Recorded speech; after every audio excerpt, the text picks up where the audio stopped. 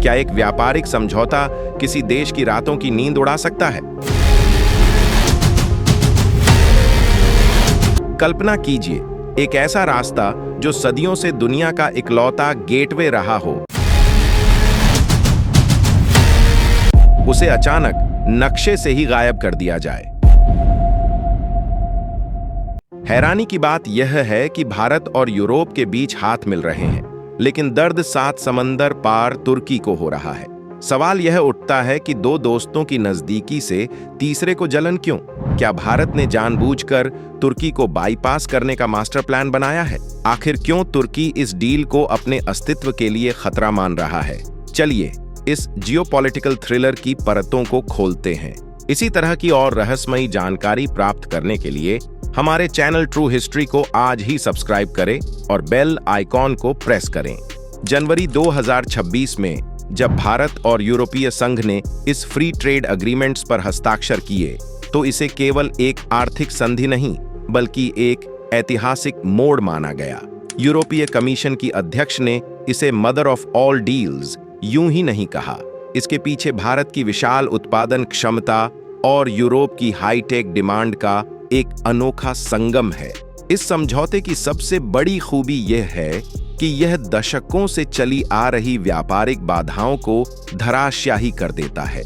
यहाँ उन 3 मुख्य क्षेत्रों का विवरण है जहां भारत को सीधा जैकपॉट लगा है। पहला, टेक्सटाइल सेक्टर में जीरो ड्यूटी एक्सेस से भारतीय गारमेंट्स यूरोप में तुर्की जैसे देशों को कीमत में पछाड़ेंगे। दूसरा, स्टील और एल्यूमिनियम में कड़े CBAM नियमों के बावजूद भारत की ग्रीन स्टील पॉलिसी ने यूरोपीय बाजार के दरवाजे खोल दिए हैं। और तीसरा, टेक्नोलॉजी और सर्विस सेक्टर में प्रोफेशनल मूवमेंट और डिजिटल ट्रेड आसान होने से अरबों डॉलर का निवेश आएगा। कुल मिलाकर यह डील सिर्फ व्यापार नहीं, भारत को ग्लोबल सप्लाई चेन का नया पावर हाउस बनाने की मुहर है।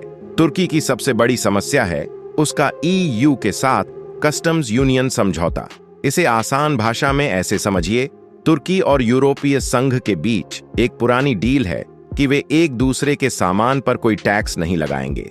लेकिन इस डील में एक बहुत बड़ी कंडीशन छिपी हुई है। शर्त यह है कि अगर यूरोपीय संघ किसी तीसरे देश जैसे भारत के साथ फ्री ट्रेड डील करता है, तो तुर्की को भी मजबूरन उस देश के सामान को अपने यहाँ बिना किसी टैक्स के आने देना होगा। यहीं से तुर्की का खेल बिगड़ गया है। अब चूंकि भारत और EU के बीच डील हो गई है, तो भारत का कपड़ा, स्टील और मशीनरी यूरोप जाएगी और वहां से सीधा तुर्की के बाजारों में बिना किसी ड्यूटी के पहुंच जाएगी। तुर्की के लिए दुख की बात यह है कि यह नियम केवल भारत से तुर्की जाने वाले सामान पर लागू होगा। अगर तुर्की को अपना सामान भारत भेजना है, तो भारत उस पर भारी टैक्स लगा सकता है, क्योंकि भारत और तुर्की के बीच कोई अपनी अलग डील नहीं है। तुर्की और भारत के कई प्रोडक्ट्स एक जैसे हैं, जैसे टेक्सटाइल और कार पार्ट्स। जब भारतीय सामान तुर्की के अंदर सस्ता बिकने लगेगा, तो तुर्की की अपनी कंपनियां बर्बाद होने लगेंगी। तुर्की ने कई बार यूरोप से गुहार लगाई कि इस कस्टम्स यूनियन के नियमों को बदलो, लेकिन यूरोप ने उनकी एक नहीं सुनी। अब तुर्की को डर है कि भारत की आर्थिक ताकत उनके देश के भीतर घुसकर उनके लोकल बिजनेस को खत्म कर देगी। अगर आप दुनिया का नक्शा देखें, तो तुर्की हमेशा से एशिया और यूरोप के बीच एक कुदरती दरवाजे की तरह खड़ा रहा है। तुर्की का यह घमंड था कि अगर पूरब से पश्चिम तक कोई भी सामान जाना है, तो वह उनके देश से होकर ही गुजरेगा। लेकिन भारत ने India middle east Europe economic corridor के जरिए इस घमंड की दीवार को ढा दिया है। IMEC कॉरिडोर भारत के पश्चिमी तट जैसे मुंबई और मुंद्रा पोर्ट से शुरू होता है। यहाँ से जहाज समुद्र के रास्ते UAE जाते हैं, फिर वहां से ट्रेन के जरिए सऊदी अरब, जॉर्डन और इजराइल होते हुए ग्रीस के रास्ते यूरोप पहुंचते हैं। इस पूरे रूट में कहीं भी तुर्की का नामो निशान नहीं है। भारत ने ऐसा नया हाईवे बना दिया है जिसने तुर्की के पुराने महंगे टोल वाले रास्ते को अप्रासंगिक कर दिया। इसी से उसकी नाराजगी झलक रही है। तुर्की की नाराजगी की बड़ी वजह भारत ग्रीस की बढ़ती नजदीकियां है। ग्रीस तुर्की के पुराने समुद्री और गैस विवादों के बीच भारत ने ग्रीस के साथ अपनी स्ट्रैटेजिक पार्टनरशिप मजबूत की है, जिससे अंकारा सतर्क हो गया है। भारत अब यूरोप के लिए तुर्की के बजाय ग्रीस के पिरायस पोर्ट को प्रमुख हब बना रहा है। व्यापार के साथ साथ सैन्य अभ्यास और पीएम मोदी की ग्रीस यात्रा ने संकेत दे दिया है कि भारत इस क्षेत्र में तुर्की के प्रभाव को चुनौती देने को तैयार है। तुर्की को आशंका है कि ग्रीस में भारत का बड़ा निवेश भूमध्य सागर में उसका दबदबा कमजोर कर देगा। भारत और तुर्की के रिश्तों में कड़वाहट की सबसे बड़ी वजह राष्ट्रपति एर्दोगन का कश्मीर मुद्दे पर बार बार हस्तक्षेप करना रहा है। तुर्की ने पिछले कई वर्षों से संयुक्त राष्ट्र जैसे अंतर्राष्ट्रीय मंचों पर खुलकर पाकिस्तान का साथ दिया है। कश्मीर मुद्दे पर एर्दोगन की भारत विरोधी बयानबाजी और पाकिस्तान के प्रोपेगेंडा का समर्थन भारत ने हमेशा अपने आंतरिक मामलों में दखल माना है। मई 2025 में पाकिस्तान के साथ बढ़े तनाव के दौरान भी तुर्की का झुकाव उसी ओर रहा, जिसके बाद भारत ने साफ कर दिया कि जो देश उसके हितों का सम्मान नहीं करेगा, उसे भारतीय बाजार का लाभ नहीं मिलेगा। अब भारत सिर्फ कूटनीतिक नहीं बल्कि आर्थिक जवाब दे रहा है।